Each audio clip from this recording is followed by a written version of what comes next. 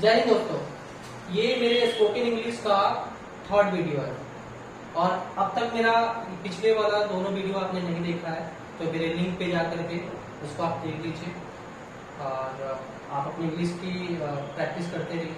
तो ये मेरा स्पोकन का थर्ड वीडियो है और इस वीडियो में आपको बताने जा रहा हूँ कि आप अपने इंग्लिश की शुरुआत कैसे कर सकते हैं। दूसरे वीडियो में मैंने आपको बताया था कि इंग्लिश सीखने के लिए क्या जरूरी है।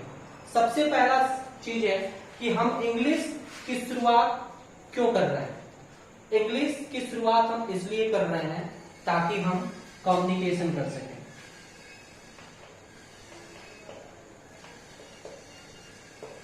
Communication, okay.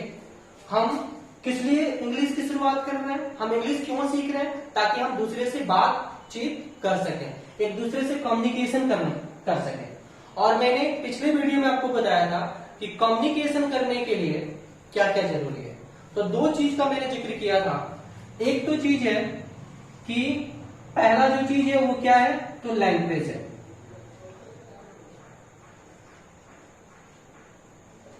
पहला चीज क्या है, लैंग्वेज है। और दूसरा जो इंपॉर्टेंट चीज है वो क्या है, वो है आपका सेंटेंस। ओके।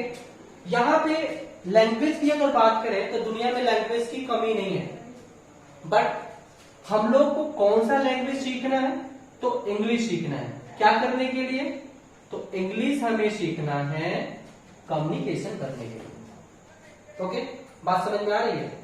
आपको इंग्लिश क्यों सीखना है, तो आपको इंग्लिश सीखना है किस लिए, तो कम्युनिकेशन करने के लिए। कम्युनिकेशन करने के लिए आप इंग्लिश सीख रहे हैं, आप लिखने के लिए नहीं कर रहे हैं, आप ट्रांसलेट करने के लिए इंग्लिश नहीं सीख रहे हैं। आप इंग्लिश किस लिए सीख रहे हैं, ताकि आप बातचीत कर सकें। ओके, मैं यहां पे आपको स्पोकन इंग्लिश सिखा रहा हूं, आपको ट्रांसलेशन नहीं सिखा रहा। ओके, तो सबसे पहला सवाल है कि कम्युनिकेशन करने के लिए क्या जरूरी है। ओके, कम्युनिकेशन करने के लिए क्या जरूरी है, मतलब बातचीत करने के लिए क्या जरूरी है। तो कम्युनिकेशन करने के लिए जरूरी है क्या, लैंग्वेज है और दूसरा सेंटेंस है। ओके, ये दो चीजें होना चाहिए। अब सवाल है कि कम्युनिकेशन कितने तरह के होते हैं। ओके, यहां पे मैं लिख रहा हूं types of communication. Types of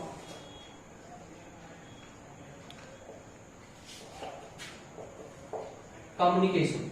yes, types of communication मतलब कम्युनिकेशन कितने तरह के होते हैं। अगर आपको बातचीत करना है तो आप कैसे कैसे बातचीत कर सकते हैं, कौन कौन से तरीका आपको एडॉप्ट करना पड़ेगा बातचीत करने के लिए।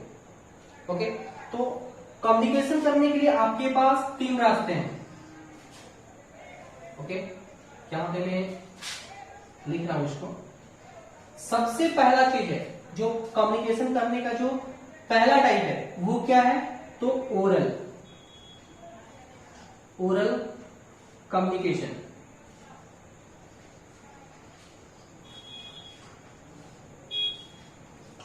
ओरल कम्युनिकेशन, ये पहला चीज है, ओरल। दूसरा है रिटन कम्युनिकेशन।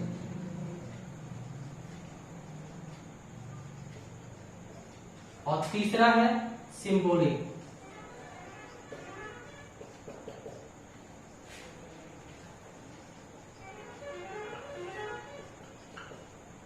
तीन चीजें हैं। सबसे पहला क्या है, ओरल कम्युनिकेशन, दूसरा रिटन कम्युनिकेशन और तीसरा है सिंबॉलिक कम्युनिकेशन। अगर आपको किसी से बातचीत करना है तो आपको या तो ओरल करना पड़ेगा। ओरल समझ रहे हैं आप, ओरल का मतलब होता है मौखिक। मौखिक मतलब हम जुबान से कुछ भी बोलते हैं, अपने फीलिंग्स को, अपने आइडिया को एक दूसरे से शेयर करते हैं। जब हम उसको बोल के करते हैं तो उस कम्युनिकेशन को क्या कहते हैं हम लोग, ओरल कम्युनिकेशन कहते हैं। एक बार और मैं बता रहा हूं, ओरल कम्युनिकेशन क्या है। ओरल कम्युनिकेशन होता है मौखिक मतलब जो हम लोग बोल के करते हैं। तो जब भी हम बोल के कम्युनिकेशन करते हैं तो उसको हम लोग बोलते हैं ओरल कम्युनिकेशन। ओके, और दूसरा चीज है रिटन कम्युनिकेशन, जब हम लिख करके बातचीत करते हैं। जैसे आप आजकल जानते हैं व्हाट्सएप का जमाना है, तो व्हाट्सएप पे हम लोग चैटिंग करते हैं।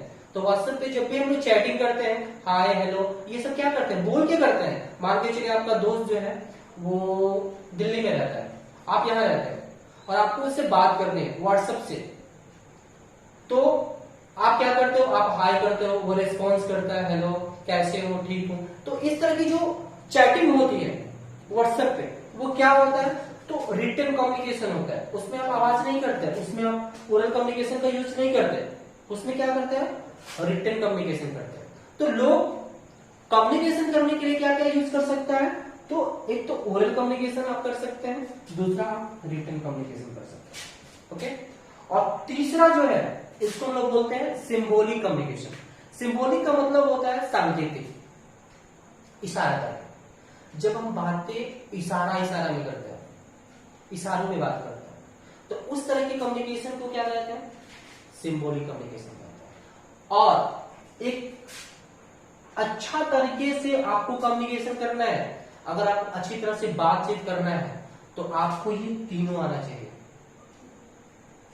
आपको ओरल भी आना चाहिए, आपको रिटन भी आना चाहिए, और आपको सिंबॉलिक कम्युनिकेशन भी आना चाहिए। क्यों?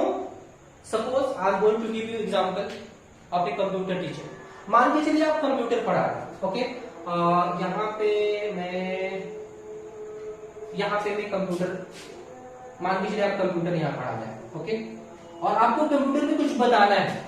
आप ऐसे खड़े हो गए हैं और आप केवल बोल के उसको बता रहे हैं, देखिए इसको सीपीयू बोलते हैं, इसको मॉनिटर बोलते हैं, इसको माउस बोलते हैं, इसको माउस पॉइंटर बोलते हैं। तो क्या आपको समझ में आएगा?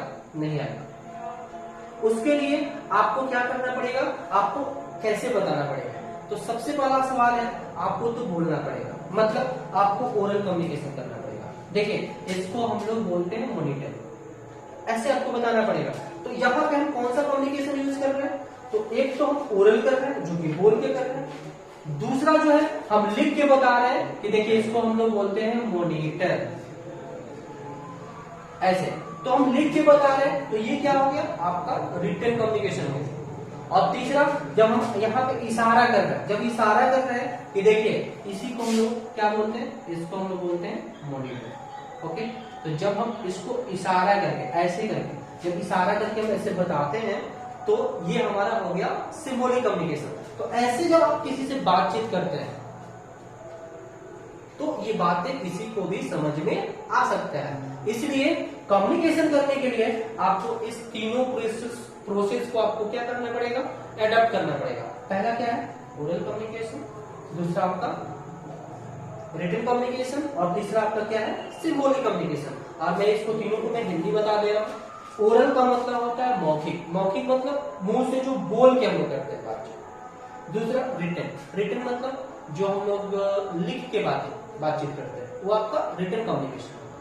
और तीसरा जो हम इशारों में बात करते हैं, जब किसी चीज को दिखाना हो कि ये चीज ये है, तो वो इशारा में जो बातचीत होता है वो आपका होता है सिंबॉलिक कम्युनिकेशन। ओके, तो कम्युनिकेशन करने के लिए प्रोसेस आपके पास कितने हैं, एक ओरल है, एक रिटन है और एक सिंबॉलिक है। लेकिन ये कम्युनिकेशन तीनों को करना है, तो इसके लिए ओरल को करने के लिए, रिटन को करने के लिए आपको किस चीज की जरूरत पड़ेगी, आपको किसी न किसी लैंग्वेज की जरूरत पड़ेगी।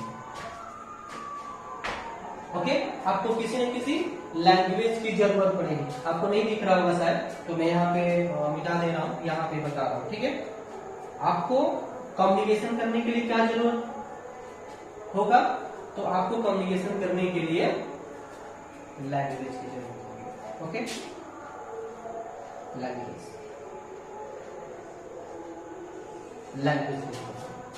तो इस वीडियो में आपने क्या सीखा, आपने ये सीखा कुछ बेसिक कंपोनेंट्स के बारे में आपने सीखा कि इंग्लिश को आपको कैसे स्टार्ट करना है। ओके, तो फिर से मैं इसको बता रहा हूं कि आपको इंग्लिश की शुरुआत कैसे करनी है।